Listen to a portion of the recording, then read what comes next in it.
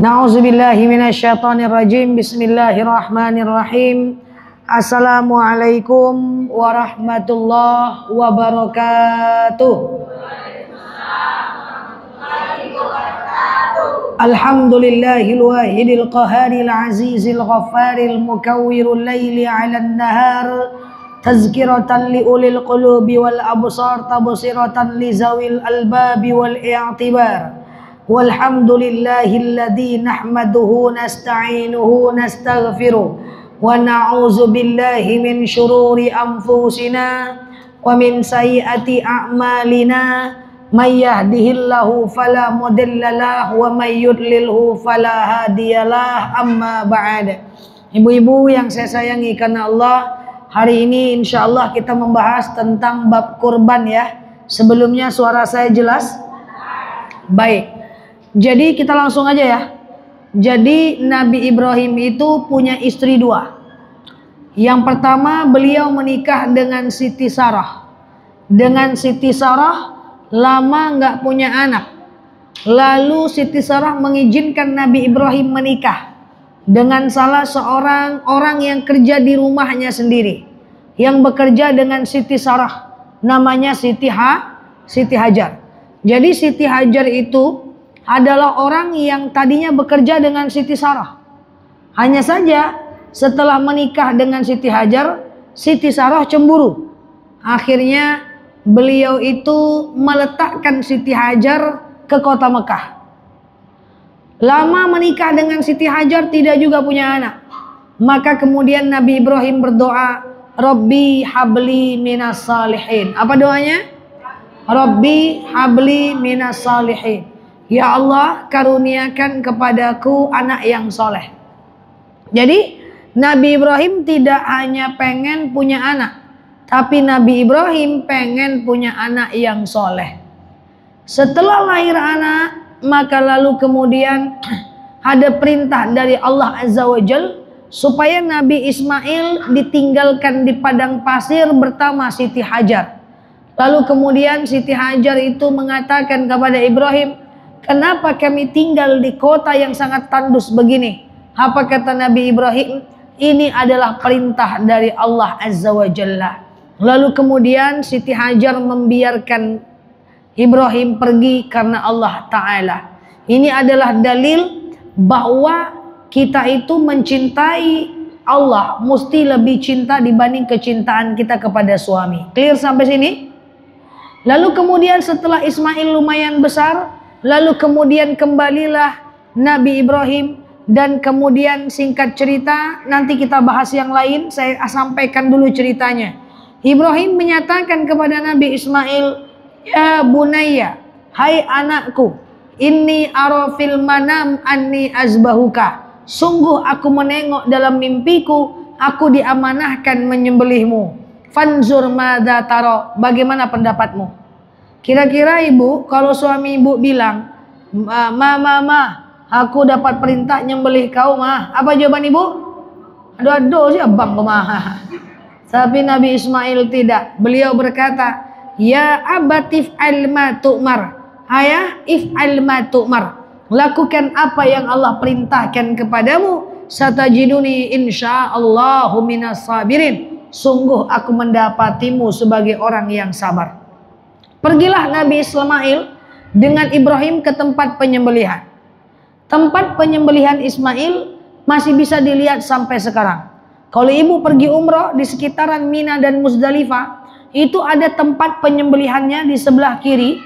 Di atas bukit, tak terlalu tinggi, tak terlalu rendah, ada tugu warna putih, tidak jauh dari tempat melontar jamroh. Memang tempat melontar jamroh itu ceritanya Nabi Ismail dari rumahnya bersama Ibrahim pengen pergi ke tempat penyembelihan, ketemu setan di tengah jalan, kan gitu kan?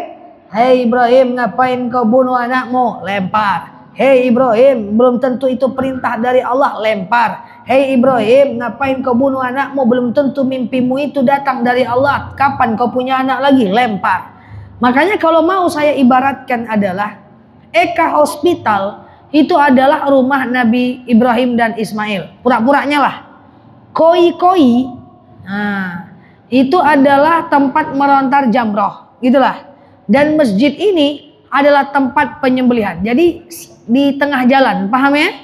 Nah, sebelum Nabi Ismail disembelih oleh Nabi Ibrahim, Nabi Ismail berpesan beberapa pesan kepada bapaknya Ibrahim. Pesan yang pertama, ayah, telungkupkan wajahku ayah ketika engkau ingin menyembelih aku. Kenapa Ismail? Aku takut ayah, andaikan kau tak telungkupkan wajahku, aku akan merasakan takut dan engkau akan merasa kasihan kepadaku ayah. Telungkupkan wajahku ayah agar aku tidak merasakan takut. Takut Nabi Ismail itu disembelih juga. Tapi karena ketaatan kepada Allah, beliau ikhlaskan.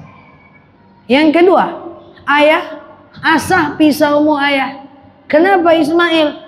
Agar aku tidak merasakan sakit dan engkau tidak susah menyembelih aku ayah. Yang ketiga, ayah, angkat jubahmu ayah. Kenapa Ismail? Aku takut ayah, andaikan tak kau angkat jubahmu, nanti akan terkena percikan darahku, nyampe di rumah ditengok oleh ibu ayah, sehingga ibu teringat-ingat kepadaku. 4. Ayah, bawalah bajuku pulang ayah, dan sampaikan kepada ibu bahwa engkau telah melaksanakan syariat kurban. 5. Sampaikan salamku kepada ibu ayah bahwa engkau telah menyembelih aku. Bertakwalah dan bersabarlah wahai ibu. Kurbankan aku, lupakan aku. 6. Ayah, jangan dekatkan anak kecil kepada ibu sementara waktu, karena nanti ibu pasti teringat-ingat kepadaku. 7. Ayah, kau ikat tanganku ayah, agar aku tidak meronta-ronta nantinya. Ini adalah pesan Ismail yang masyhur kepada Nabi Ibrahim ketika ingin disembelih. Maka Ibrahim cuma berkata, oke nak, disembelihlah Nabi Ismail oleh Ibrahim, dan ternyata itu adalah ujian dari Allah saja yang akhirnya akan berbuah manis. Makanya hikmahnya apa? Kalau kita diuji, jalani, lalui. Kita nggak tahu ujungnya, jangan-jangan ada manis di belakangnya. Paham ya?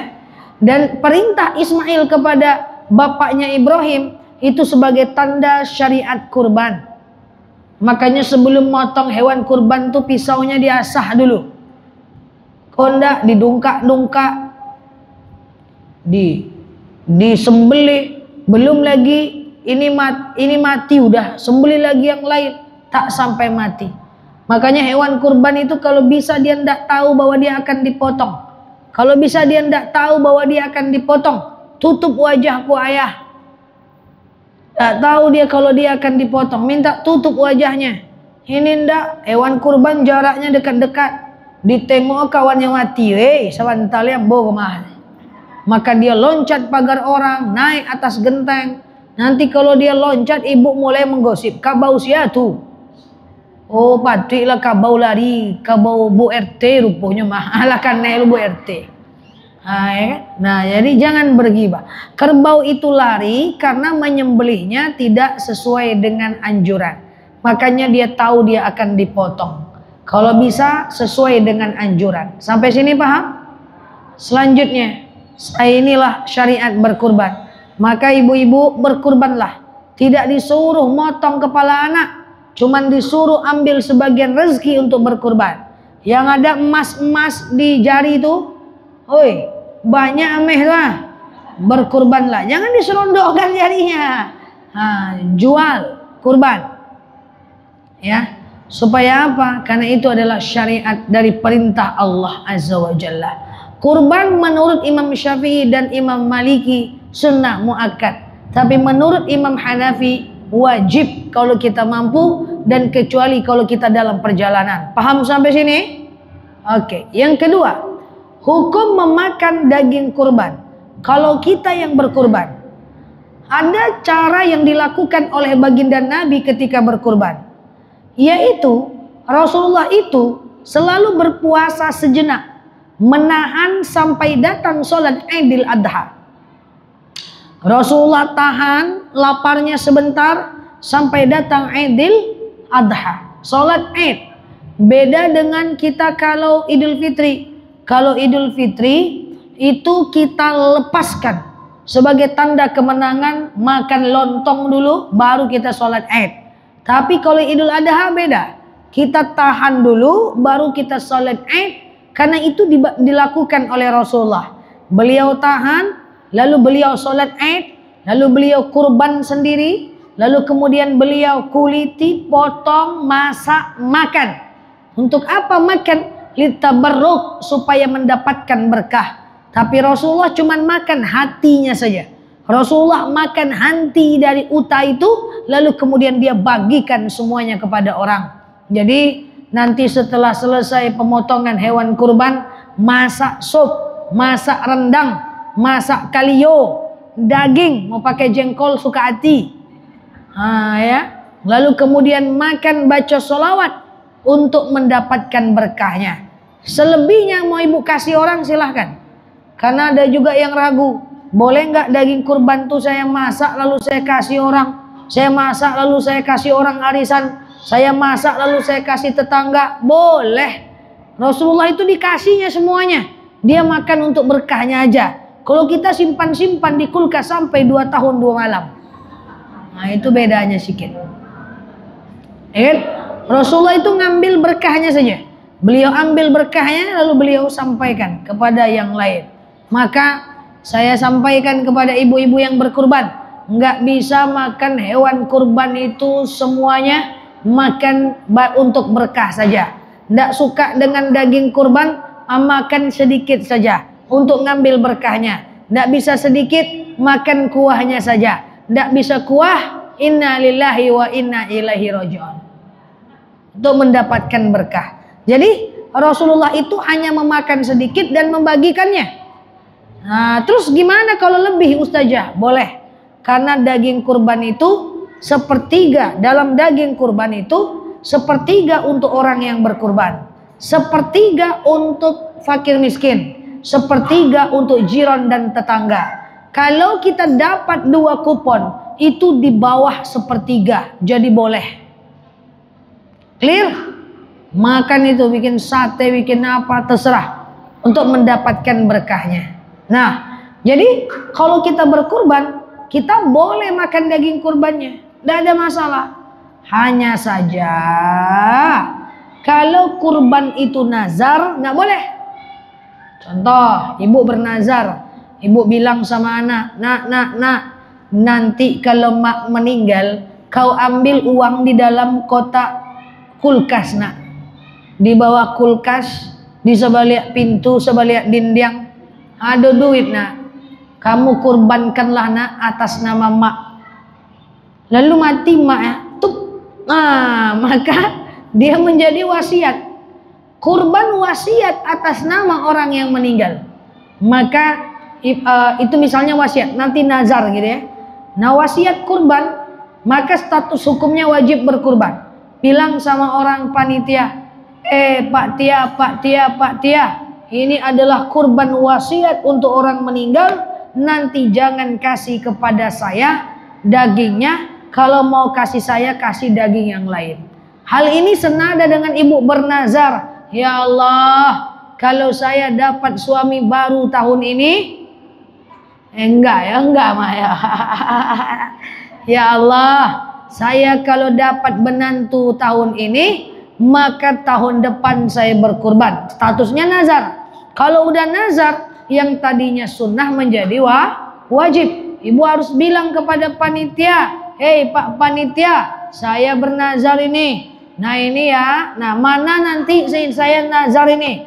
Nanti kasih tahu yang mana hewan kurban saya. Nanti panitia motong. Oke, Pak Tia, cak-caknya panitia gitu ya. Panitia, ini nanti bagikan semuanya untuk orang lain. Saya tidak dapat kupon 2. Saya dapat kupon sebagai warga saja. Nanti boleh kasih ke saya, tapi daging lain jangan daging ini. Nazar, paham? Gitu.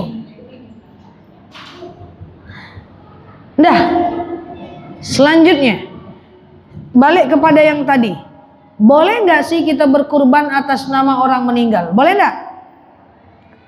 Jadi kan tadi ada dua tuh. Kalau orang tuanya meninggalkan wasiat, maka kita wajib berkurban atas nama dia. Gimana kalau orang tua itu tidak meninggalkan wasiat? Maka ulama mazhab Syafi'i terpecah pendapatnya. Ikhtilaful ulama, perbedaan pendapat di kalangan ulama mazhab Syafi'i. Ada yang menyatakan tidak perlu kurban atas nama orang meninggal. Kenapa? Karena tidak disyariatkan oleh baginda Nabi. Ada yang bilang kurbanlah karena itu bagian dari sedekah. Ikhtilaf. Maka di antara perbedaan pendapat ini sebenarnya boleh berkurban atas nama orang meninggal. Karena yang membolehkan juga ulama. Tetapi kalau ditanya mana lebih baik berkurban atas nama kita atau atas nama orang meninggal, lebih baik berkurban atas nama kita. Kenapa? Karena kalau berkurban atas nama kita, toh kita juga bisa mendoakan pahalanya untuk orang yang tidak berkurban. Ya Allah, saya berkurban. Pahala saya kurban ini saya doakan untuk anak saya, untuk suami saya yang meninggal, untuk orang-orang lainnya. Itu bisa, ya. Kita doakan untuk orang yang meninggal. Doakan pas motong itu bisa. Clear sampai sini? Lalu bagaimana berkurban atas nama orang hidup? Suami berkurban atas nama istri, istri berkurban atas nama suami. Ikhtilaf. Boleh, tetapi usahakan izin orang hidup itu. Kenapa mesti izin? Karena nanti atas nama siapa yang berkurban itulah yang dilarang untuk potong kuku, cukur rambut, cukur bulu-bulu dari tanggal 1 Zulhijjah. Tanggal 1 Zulhijjah sampai tanggal 10 Zulhijjah, siapa yang berkurban jangan potong bulu-bulu. Bulu apa? Semua bulu. Nah, semua. Dari ujung ubun-ubun sampai ujung kaki, kuku tak boleh potong. Laki-laki tak boleh potong. Tak boleh potong. Tak boleh. Siapa yang tidak dibolehkan? Yang berkurban. Kalau istri berkurban, istri tak boleh potong. Kalau suami berkurban, suami tak boleh potong. Menahan. Oke? Sampai kapan? Sampai nanti hewan kurban itu dipotong. Sampai rumah kita usahakan mandilah bersih-bersih dulu. Lalu kemudian menghadap kiblat, lanjut potong-potong. Potong kita dulu, jangan potong sapinya dulu. Lalu kita menghadap ke kiblat, cukur. Laki-laki cukur jenggot, rapikan, cukur kumis, rapikan jenggotnya. Lalu kemudian perempuan potong kuku, bulu-bulu. Inni sambil mengucapkan inni wajjahtu wajhiya lilladzi fataras samawati. Coba, ini banyak diucapkan tapi sedikit yang memaknainya. Inni wajjahtu, ya Tuhanku, sesungguhnya aku hadapkan wajahku lilladzi fatara, untuk yang telah menciptakan as-samawat wal ard, langit dan bumi, hanifan, lurus, muslimah, dengan penuh penyerahan diri, wa ma ana minal musyrikin, aku tidak termasuk orang musyrik. Lanjutnya apa? Inna salati, betul ya? Sesungguhnya salatku, wa nusuki, ibadahku, wa mahyaya, segala hidupku, wa mamati, segala matiku, lillahi rabbil alamin, la syarika lahu, tidak ada sekutu baginya, wa bidzalika umirtu, dan dengan itu aku diperintahkan, wa ana minal muslimin. Masya Allah ya. Jadi itu kita lakukan supaya apa? Supaya nanti yang berkurban itu tahu kalau dia tidak dianjurkan potong-potong. Tanggal 1 Zulhijjah. Oke? Lanjut. Apa lanjut lagi ya? Selanjutnya, boleh tidak kurban itu dijual dagingnya?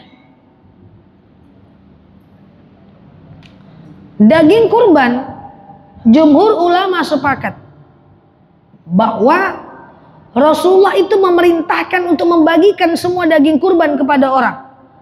Jadi panitia tidak boleh menjualnya. Panitia bagikan semua kulitnya, bagikan dulu kepada masyarakat. Sampai sini paham? Nanti ketika daging itu berada di tangan masyarakat, ada dua pilihan. Orang kaya tidak boleh menjualnya, sedekahkan aja. Terlalu kali udah kaya jual pula daging kurban. Tapi kalau orang miskin yang sangat fakir, dia diperbolehkan menjualnya. Jangan-jangan dia butuh uang untuk beli berasnya. Masa ya ndak boleh jual kulitnya Ustazah? Itu kan untuk upah panitia. Nah, saya jelaskan. Sebenarnya dari zaman dahulu tidak ada panitia kurban, betul? Pada masanya dulu, ibu beli daging sendiri, potong sendiri, cincang sendiri, cuci sendiri, masak sendiri, makan sendiri, kasih orang. Nggak terbayang saya wajah-wajah ini motong kerbau. Tapi sekarang di Indonesia sudah dibolehkan untuk memakai panitia yang diniatkan ditunjuk dan kemudian diniatkan untuk Allah. Caranya gimana untuk upahnya? Ada caranya. Nanti ibu yang berkurban akan masuk ke panitia. Berapa hewan kurban panitia? 3 juta.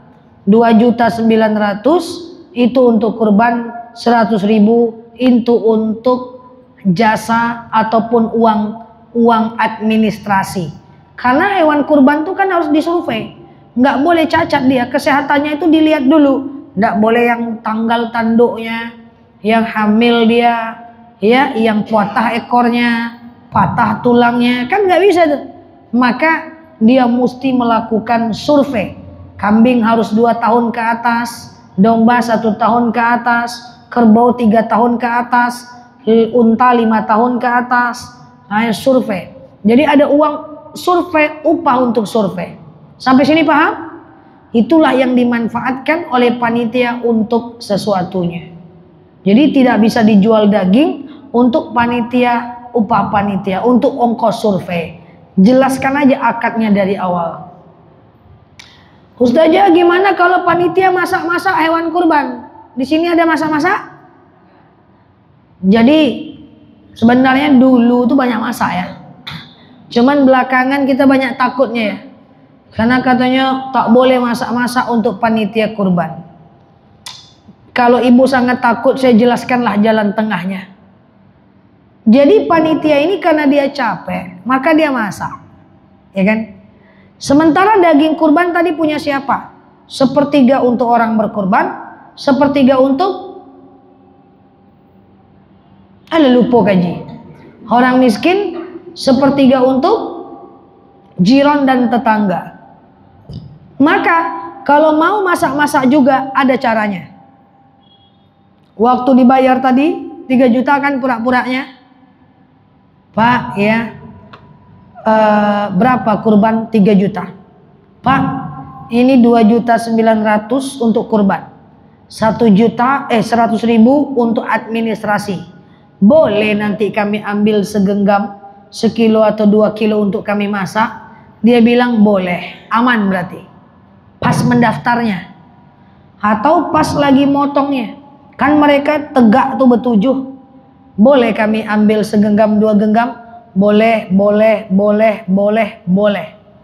Tapi kalau dia bilang enggak boleh, angkat parang tuh sedikit. Boleh, Pak.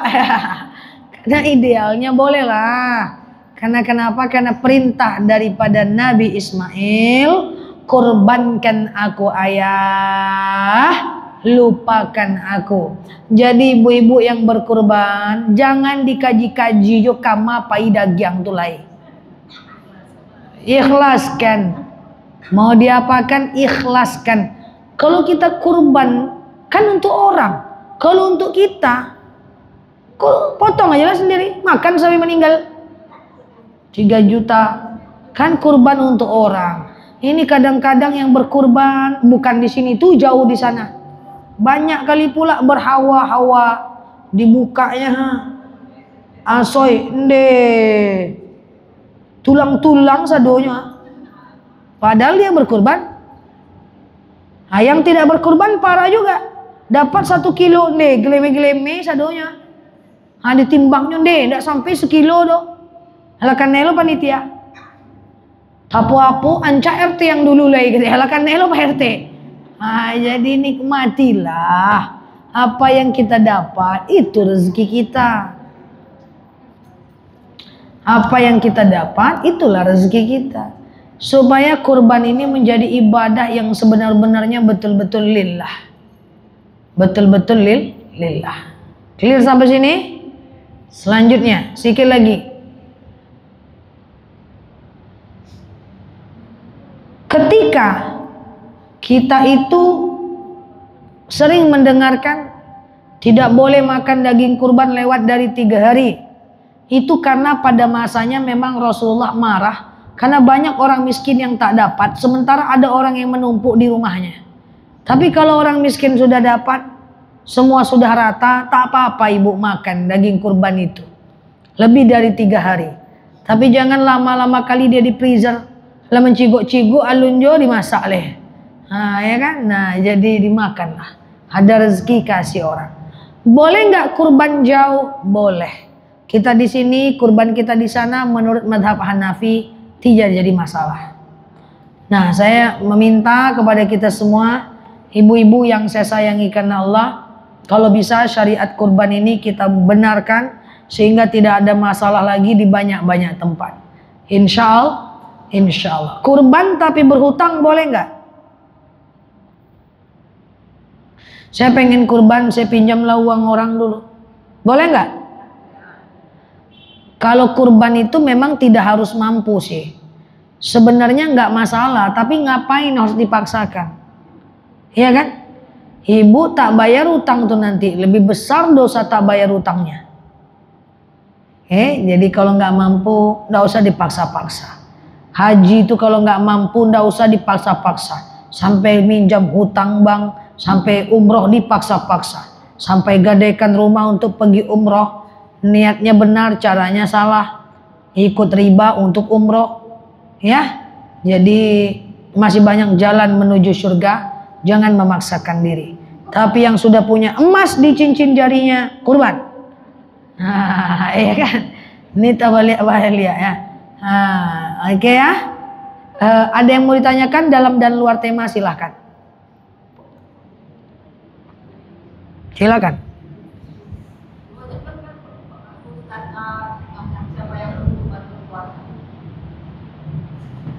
Sunnah saja.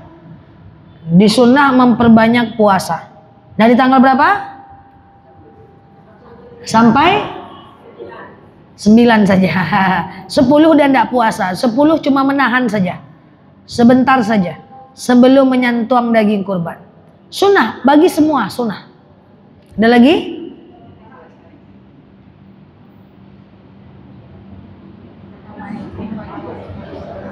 Waalaikumsalam warahmatullahi.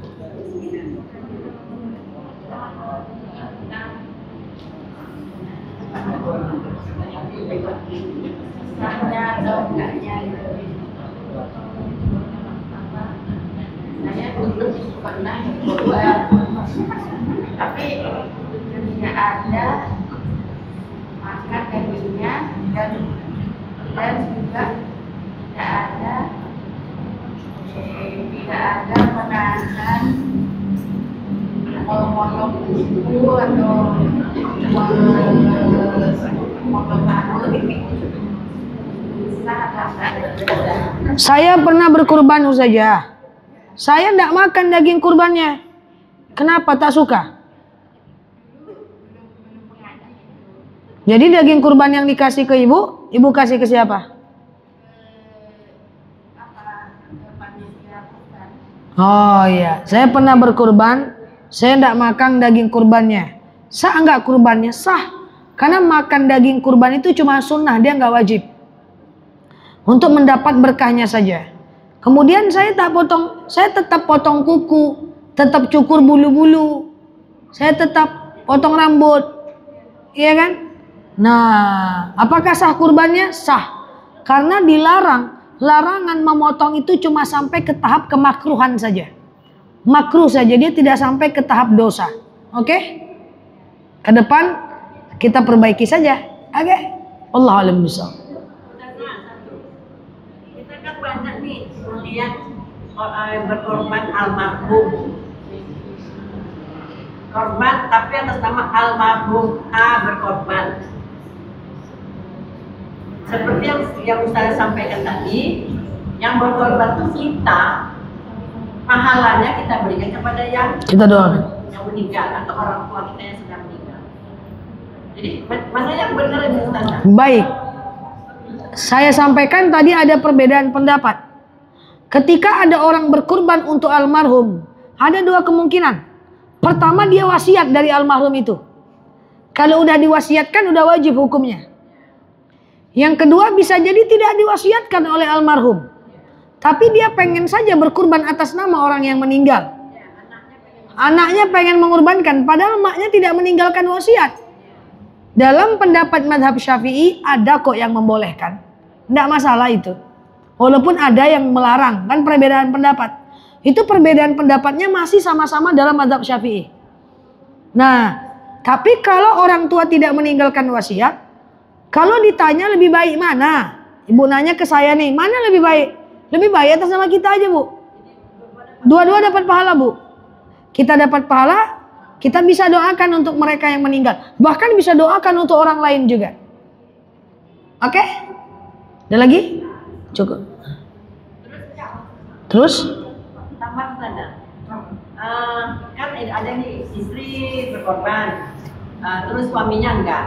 Mana lebih bagus suami yang berkorban daripada istri yang berkorban? Bebas. Yang penting dia mengerti syariat kurban. Tidak dianjurkan potong kuku bulu-bulu. Dan dianjurkan dia mendoakan untuk istri atau suaminya. Bebas saja itu. Nah, boleh saja. Ada lagi?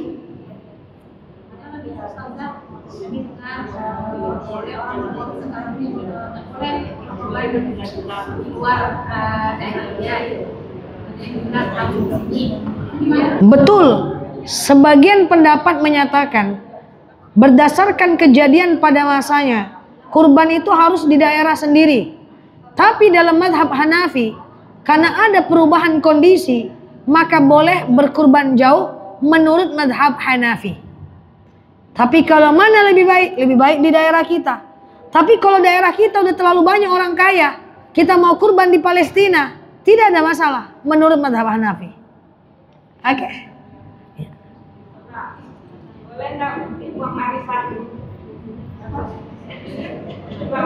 Boleh.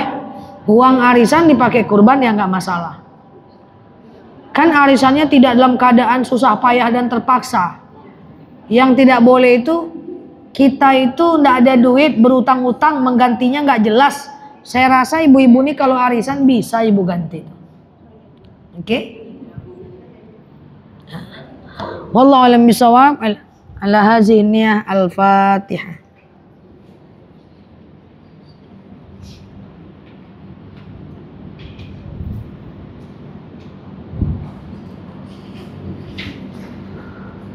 Amin ya Allah, amin ya Rahman, amin amin ya mujibah sa'ilin. Allahumma salli ala Muhammad wa ala ali Muhammad. Allahumma inna nas'aluka ridhaka wal jannah, na'udzubika min sakhatika wan nar. Allahumma inna nas'aluka salamatan fi dinina, afiatan fi jasadina, ziyadatan fi ilmina, barakatan fi rizqina, taubatan qabla al-maut, rahmatan indal maut, maghfiratan ba'dal maut. Allahumma hawin alaina fi sakaratil maut, najatan minan nari wal afwa indal hisab. Allahumma antas salam minkas salam wa ilaika ya'udus salam, fahayna rabbana bisalam.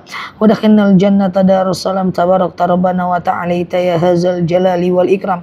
Allahumma inna na'udzubika minal hammi wal hazan, na'udzubika minal ajzi wal kasal, na'udzubika minal jubni wal bukhli, na'udzubika min ghalabati dani wa qahar rijal. Allahumma yassir alaina umurana wa la tu'assir alaina umurana ya rabbal alamin. Allahumma in kana rizquna fis sama fa anzil, wa in kana rizquna fil ardi fa akhrijhu, wa in kana rizquna ba'idan fa qaribhu, wa in kana rizquna haraman fa tahhir, wa in kana qalilan fakathirhu ya rabbal alamin. Allahumma rabbana anfa'na bima 'allamtana wa 'allimna ma yanfa'una. Allahumma rabbana hab lana minas salihin, rabbana hab lana minas salihin, rabbana hab lana minas salihin. Allahumma istajib du'ana ya Allah, istajib du'ana ya Rahman ya Rahim ya mujibah sa'ilin. Allahumma shalli ala Muhammad wa ala ali Muhammad. Subhana rabbika rabbil izzati amma yasifun, salamun alal mursalin, alhamdulillahi rabbil alamin. Assalamualaikum warahmatullahi wabarakatuh.